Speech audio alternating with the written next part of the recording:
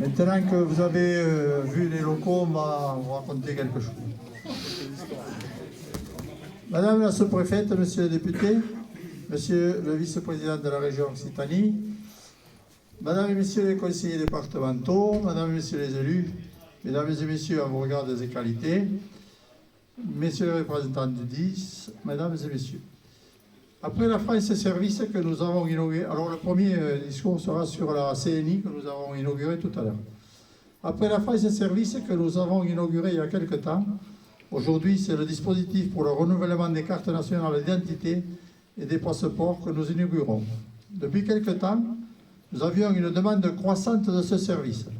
C'est donc tout à fait normalement que nous avons répondu favorablement à l'appel à candidature des services de l'État qui ont retenu notre dossier.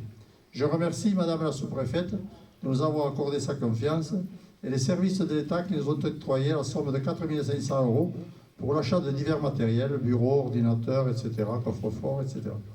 À cette aide, il faut également rajouter une subvention de 9 000 €, voire plus, en fonction du nombre de dossiers traités chaque année. Je voudrais aussi souligner l'attention portée à ce projet de la part de nos divers interlocuteurs, mais surtout la rapidité avec laquelle nous avons pu mettre en place ce service. Par ailleurs, cette création a permis à 3 employés de notre mairie, Cathy, Morgane et Angélique, de se former à ces tâches administratives. Cathy reste l'agent titulaire de ce service, mais les 2 personnes supplémentaires qui ont également suivi la formation spécifique pour la remplacer en cas de congé ou d'absence. Cathy reçoit le public 4 jours par semaine, de 9 h à 12 h 30 et de 13 h à 16 h 30. Depuis son ouverture au début du mois de septembre jusqu'au 15 octobre, elle a assuré le traitement de 267 cartes d'identité et 210 passeports, soit 477 rendez-vous avec des personnes issues du village, des vallées de la Lèze, de la Rise et surtout de la Haute-Garonne, et même de l'Aude. Et même pour un passeport, il y a même un Parisien qui le dit. Actuellement, la liste d'attente pour obtenir un rendez-vous est de moins d'1 mois. Nous pouvons donc légitimement nous réjouir d'avoir ce service sur notre commune qui permet aux habitants de bénéficier d'un accès facilité en limitant leurs déplacements, mais aussi les délais d'attente. C'est avec cette idée que s'est construit ce projet. Élus ou habitants, nous restons attachés à la proximité dès qu'il s'agit de services dédiés aux habitants des territoires. Nous allons passer maintenant au restaurant scolaire. Depuis de très nombreuses années, le restaurant scolaire a fonctionné dans le corps de l'ancienne ferme du Biac. Au fil du temps et malgré l'entretien que nous avons toujours effectué en lien avec les services de sécurité et sanitaire, la présence de salpêtres sur certaines cloisons et le constat de vétusté de ce bâtiment nous a conduit à déplacer le service de restauration scolaire dans un lieu plus fonctionnel et mieux adapté au personnel. Ce projet a pu se concrétiser suite à l'acquisition des bâtiments de l'ADAPI, ça appartenait à l'ADAPI ici, qui a désiré s'en séparer au bout de 2 ans d'occupation pour cause d'insalubrité afin de s'installer dans les nouveaux locaux à Saverdun. Cette opportunité nous a permis d'ouvrir dans un premier temps un centre de soins médicaux dans l'ensemble des salles du premier bâtiment. Quelques années plus tard, en 2021, pour répondre à la demande des services sanitaires, le conseil municipal a validé le projet d'aménagement dans la deuxième partie du bâtiment, alors en attente de projet. Sa proximité avec les écoles et le centre de loisirs, ainsi que sa grande capacité, ont permis d'entériner une restauration complète et adaptée pour l'accueil d'enfants de plus en plus nombreux. Les enseignants et les animateurs de Léo-Lagrange qui prennent leur repas sur place à midi. D'autre part, la surface de la salle de restauration permet désormais aux cuisinières d'organiser un seul service au lieu de 2 dans les anciens locaux. Cette nouvelle organisation est moins contraignante pour l'équipe de Mylène, notre cuisinière en chef. Tous les repas sont confectionnés sur place, ce qui nécessite la présence de 3 personnes à plein temps pour servir chaque jour une moyenne de 170 couverts pour les écoles maternelles et élémentaires.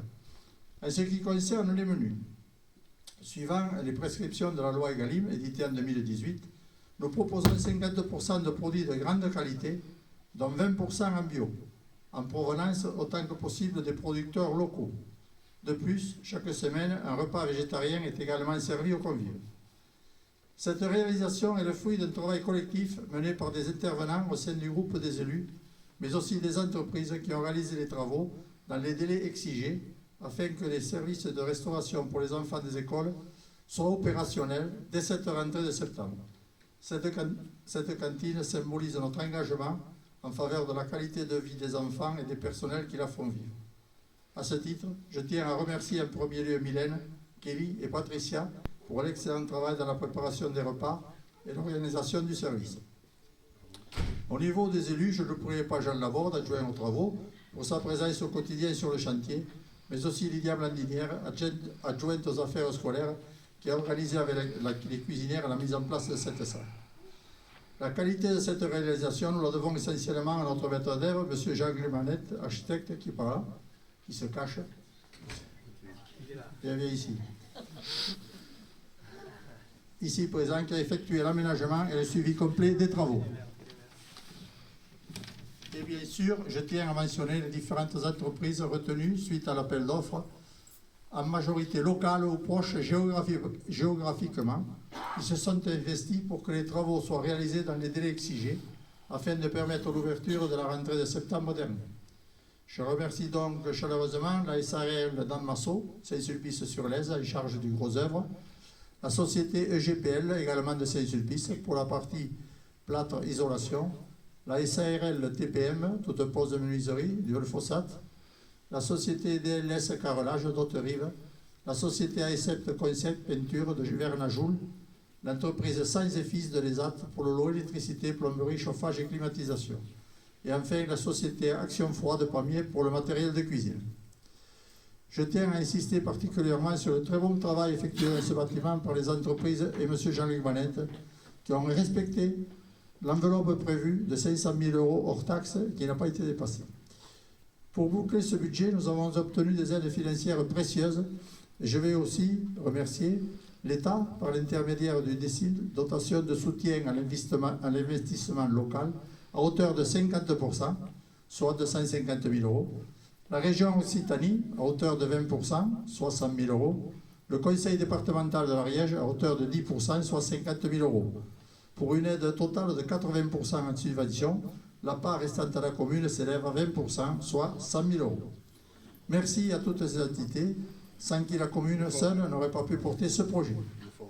Merci aux maîtres d'œuvre, à toutes les entreprises qui ont contribué à la réalisation de cette cantine, aux membres du conseil municipal, aux membres du personnel technique et administratif qui se sont investis sans réserve pour l'ouverture de ce restaurant scolaire, ainsi que le service des titres sécurisés et que nous associons aujourd'hui à leur inauguration.